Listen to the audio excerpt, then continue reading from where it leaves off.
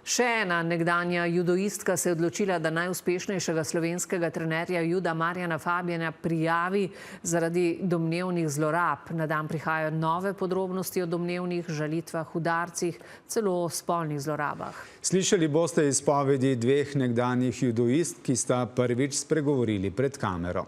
Prvič po izbruhu afere pa je pred kamero stopil tudi trener Fabjan, ki vse obtožbe odločno zanika. Koliko je zlorab v slovenskem športu in kje je meja v želji za dosego medalj? Rubrika 24 ur dejstva in Brigita Potočnik.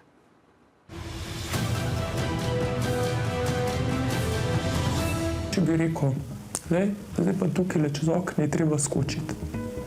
Vete, kaj bi naredile? Ne sam jaz, se tudi ostale. Cap, cap, cap, ena za drugo bi šle. Vete, zakaj? Ker bi te bilo strah, kaj ti bo naredil, če ne boš.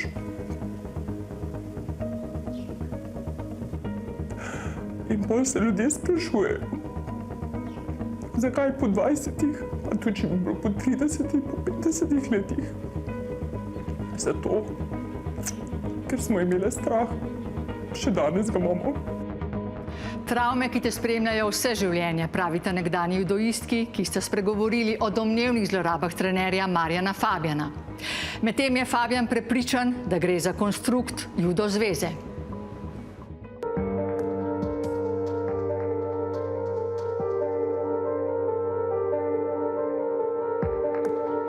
Začelo se je, ko sem bila približno stara 16 let, z masažem, da sem pač mogla biti naga.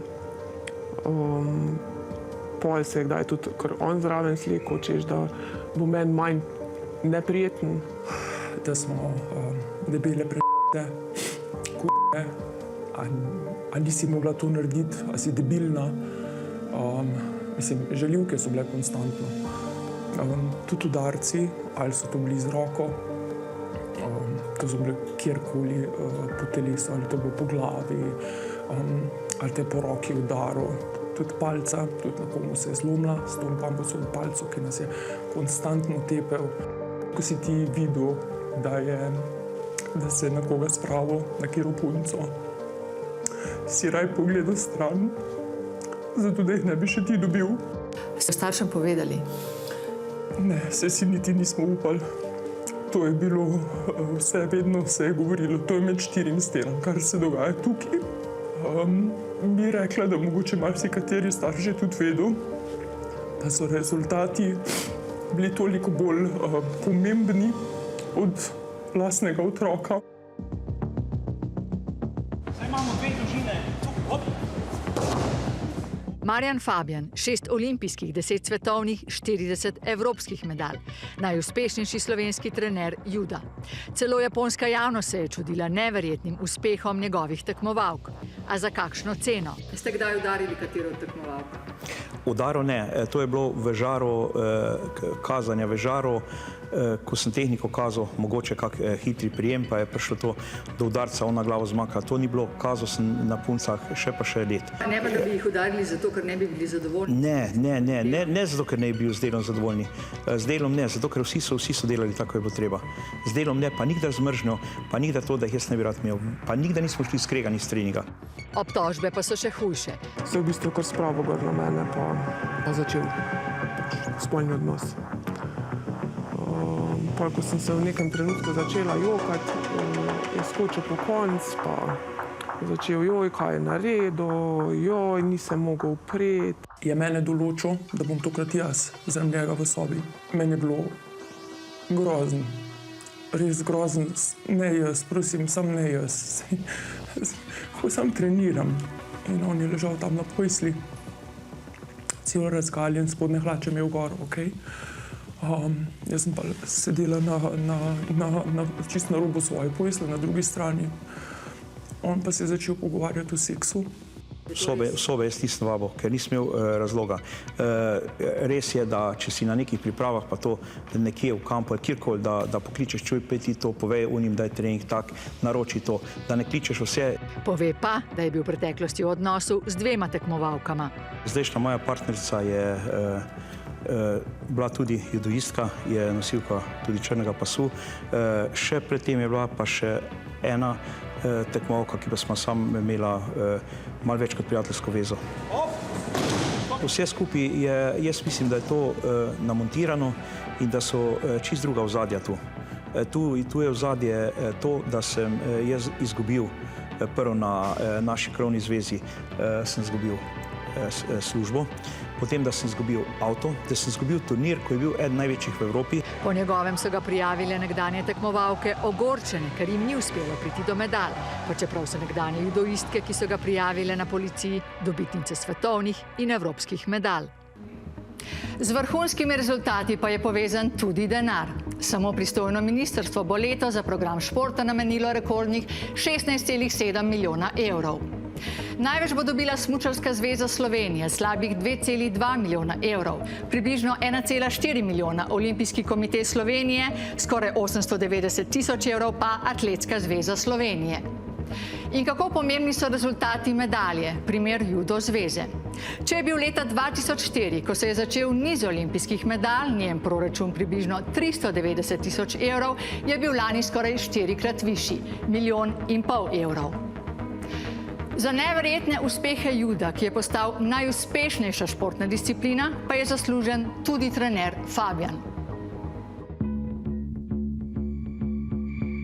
Olimpiki Tina Trstenjak in Lucija Polavder brez komentarja. Olimpijska prvakinja Urška Žolnir, moj odnos s trenerjem Fabijanom je bil profesionalen.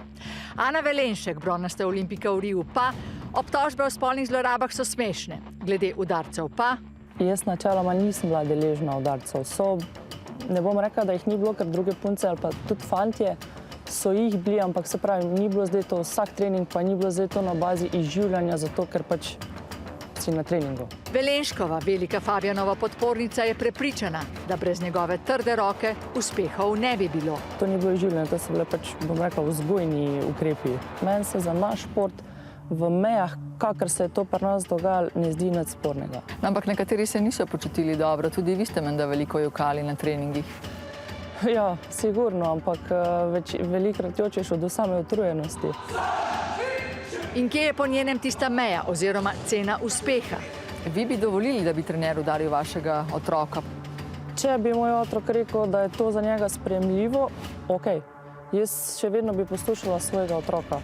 Če bi ga pa to odvrnil, ga pa sigurno ne bi več silila v to. Se pa Velenškova čudi, zakaj trde metode dela Fabijana nekatere motijo šele zdaj. Da nas pač vzgaja s trdo roko, da jih kdaj kdo dobi na treningih, da se dere na nas. To so vedeli vsi. Tudi judo zveza? Definitivno, definitivno. Tudi gospod Gabrovec bi bil pa nas na treningih že vedel je, kako naši treningi izgledajo, tako da tudi on je vedel. In kaj pravi na to Bogdan Gabrovec? Na najvidnejših športnih funkcijah je že 30 let. Najprej je bil predsednik judo zveze, pozneje olimpijskega komiteja, od lani pa spet v vrhu judo zveze.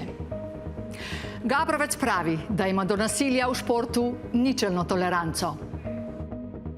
Nikoli pa ni bilo vodilo, vse v mojem času vodenja, ne, da bi rezultati pogojevali bilo kakšen odnos do športa in pa do športnikov vsem.